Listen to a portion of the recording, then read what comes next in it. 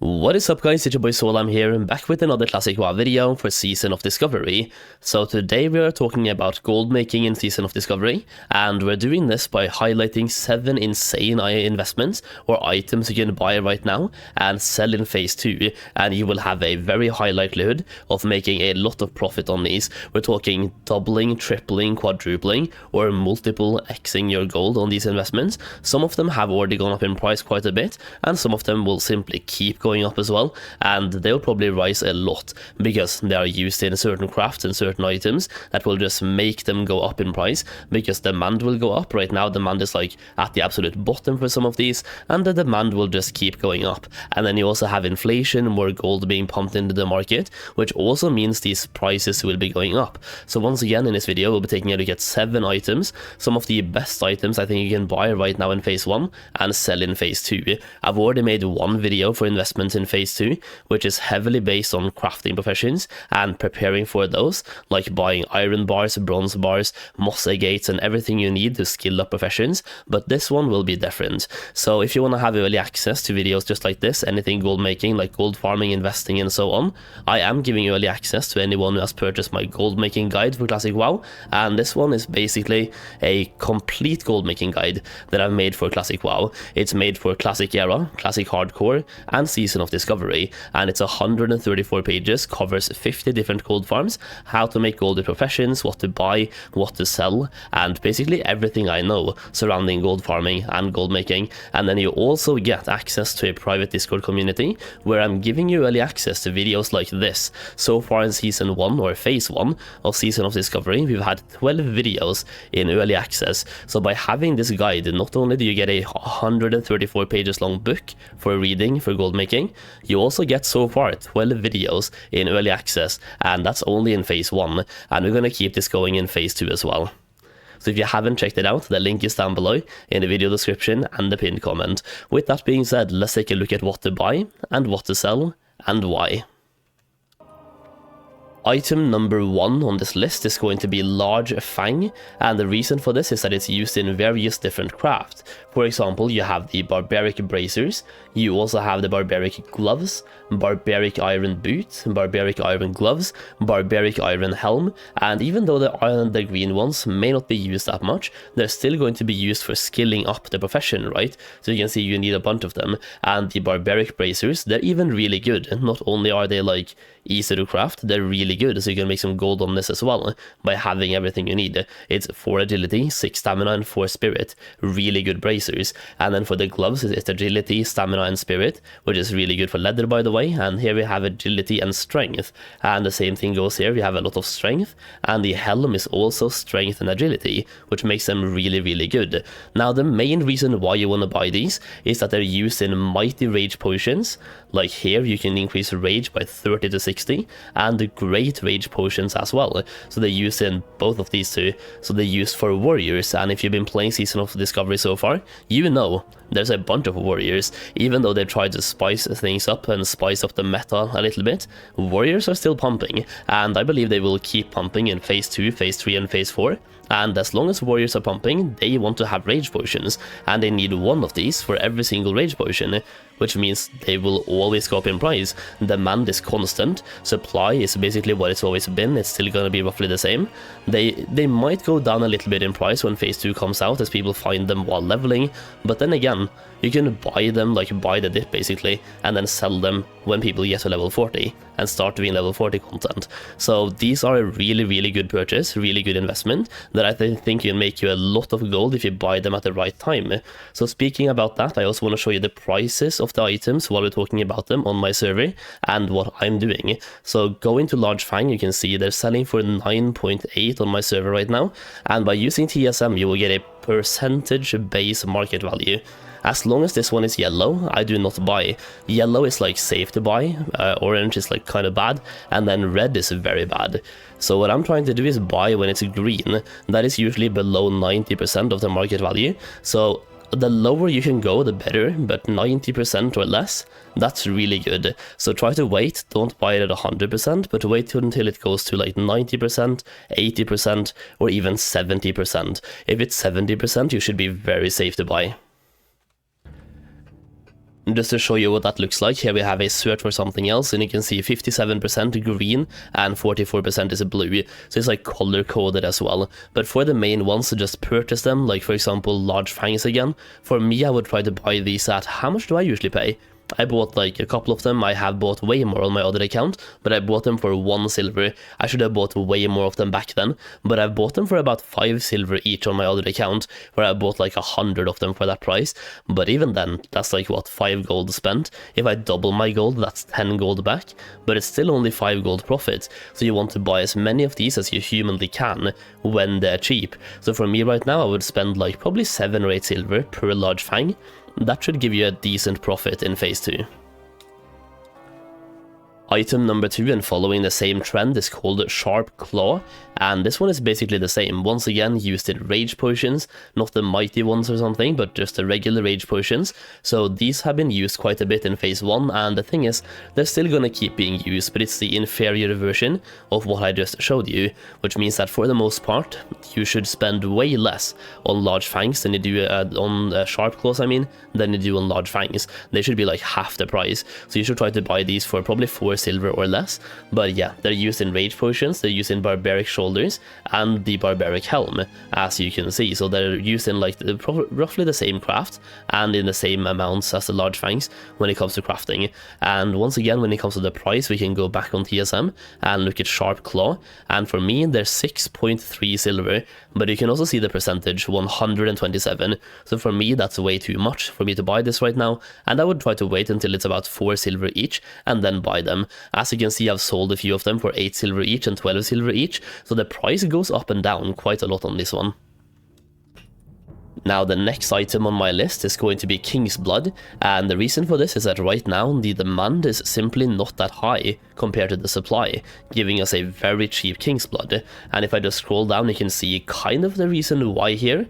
If I was able to scroll this slightly more to the right, you can see the actual skill requirements, and a lot of the good things that this is used in, it requires too much skill to be done in phase 1, like 175 alchemy, 155 alchemy, and 160 alchemy for certain crafts. So right now it's just like it requires too much skill to be useful, but we're getting way more of them later on. We're getting great rage potions, for example, greater healing potions, mana potions, and mighty rage potions. So once again, they're used in the same warrior consumable as the large fangs I was talking about earlier, and they're also used in some things we're using right now and probably will keep using: elixir of firepower, for example, and elixir of ogre's strength, and enchant gloves for herbalism. So they're used a little bit right now, but the demand simply goes up quite a bit in phase 2, while the supply is at an all-time high right now, because let's go back up. You can see which zones these are farmed in. They're farmed a lot in Duskwood, Redridge Mountains, Westfall, Stone Talon, zones you play in phase 2. When phase 1, when phase 2 comes out, you're going to be in Stranglethorn Vale, probably Badlands or something as well, and Hillsbrad Foothills, a bunch of higher level zones that we're currently not playing in, where you don't get King's Blood. So right now the supply for King's Blood is very, very high, the demand is kind of medium, and I think demand will stay medium or go to high medium in phase 2, while the supply will massively dry out. So it's just like right now is the perfect time to buy, based on simple supply versus demand metrics. So once again, taking this away, we can go to this on my auction house and look at the price. You can see it's selling for 6.5 silver, even though that's a bait right now, so I'm just going to buy that bait real quick, but it's 7.1 silver each, and that is 85%. So for me that would be okay to buy, but I've bought quite a few of them. Even today I bought some of them, but I bought them for about 9 silver each, and they've gone down to 7, but I bought about 100 of them on my other account today, and I paid 6.5 silver each for 100 of them, and I want to have like way more. So if they go down to 6 silver each, I'm definitely going to scoop up the entire auction house, because I simply think they will go up in price, because once again they're still used in phase 2 and it's farmed in phase 1 zones. It just makes sense. Now then, let's talk about a very, very speculative one, and that is Life Root. This one is once again based on the supply right now being very high and demand being basically nothing, because it's only used in alchemy crafts that is a way higher level, or it's even used in a warrior quest that you get access to in phase 2. So in phase 1, demand is very, very small, while the supply is actually there. You find them a lot in, for example, Wailing Caverns, so you don't even have to go to Stranglethorn to find these bad boys. You find them in Wailing Caverns, you find them in wetlands, you find them pretty much all over the place. But let me open up the window once again, we can take a look at where to farm, and you can see it's farmed in Duskwood, Redridge, Westfall, Stone Talon, and even inside the things like wetlands and also Wailing Caverns. There we go. And scrolling down, you can see it's an objective of the Cyclonian quest, where warriors have to hand in 8 of them. That might not be too much, and it doesn't really add that much demand to the item, but it does mean every single warrior needs 8, which could cause a immediate price spike when phase 2 comes out, and when warriors want to do this quest. You can also see that it's actually used in some crafts as well. So Reagent 4, you have Elixir of Water Walking, Greater Healing Potion, Mighty Trolls Potion, and most of all, the Nature Protection Potion. This one is very speculative, because if we do get something in next raid, like we had Shadow Protection Potions in phase 1 for BFD, we might have, like, imagine Vicious Fallout, or the Vicious Fallout, I think I said that correctly this time, the Vicious Fallout, or Viscous Fallout, I have no idea, but that one deals a lot of nature damage. Imagine if that gets ramped up in phase 2 in the raid, and you want to have a potion. In that case, this one could go up in price immensely, because simple demand versus supply metrics once again. So kind of speculative, you just have to judge the price on your auction house, and make an informed decision. So for me, you can see right now the price is 4.3, but I bought 484 of them before Christmas, and I spent an average as well for 1.64 per purchase for 500 of them, or almost 500. You can see we have 557 of them in total so far, and the average spent was 1.6. So that's already giving me like almost 3 times profits back, even now in phase 1 when people are preparing for phase 2.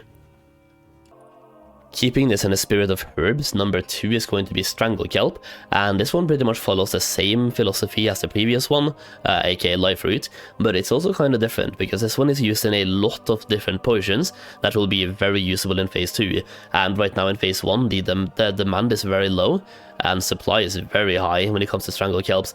So just opening up the page right here, Strangle kelp can be farmed in Stranglethorn Vale, which means that in phase 2 demand goes up a lot, but also supply will also go up a lot, which means that this one will be very speculative, because supply will go up with the demand, so the price might not move at all. It really depends, but you can see the main zone to farm this in is Stranglethorn Vale, because they usually spawn in the water, or like in rivers and at the water and stuff, so they're easy to farm in watery zones, which is exactly what Stranglethorn Vale is. It's also farmed in Tornaris, the Barrens, Ashara, Ferrolas, Dustwallow, Wetlands, Hillspread, so many different places, and the reason why right now it's really like a lot of them is that you get them inside dungeons, like for example, I think you get them in Wailing Caverns, but definitely in BFD, the raid. So when people farmed pearls in the raid, they also got a bunch of Strangle kelp, and when you're farming pearls along the shores of Darkshore, you also find Strangle kelp. So it's just like right now, the auction house is filled up with Strangle kelp, and the supply is very high, causing the price to kind of crash and become very minimal. So for me, I think it's going to go up in phase 2, but it's once again very speculative, because you find them in Stranglethorn Vale. But scrolling down, you can see what they're used for, and the main thing here is the Elixir of Agility, that you can see if I take this one over here again, it requires 185 alchemy skill to craft this one. So that's going to be like the main agility elixir in phase 2, I think. And then you also have, if I scroll down, you have a couple more crafts like the mana potion, for example, and also nature protection potion, which is once again very speculative, but it's also used in free action potion, which means that right now it's useful, and it's going to stay useful, because free action potions will always be useful. So that's going to create a constant demand for this item no matter what, and then the fact that it's used in making elixirs of agility just means to me that demand will go up more than where it is right now.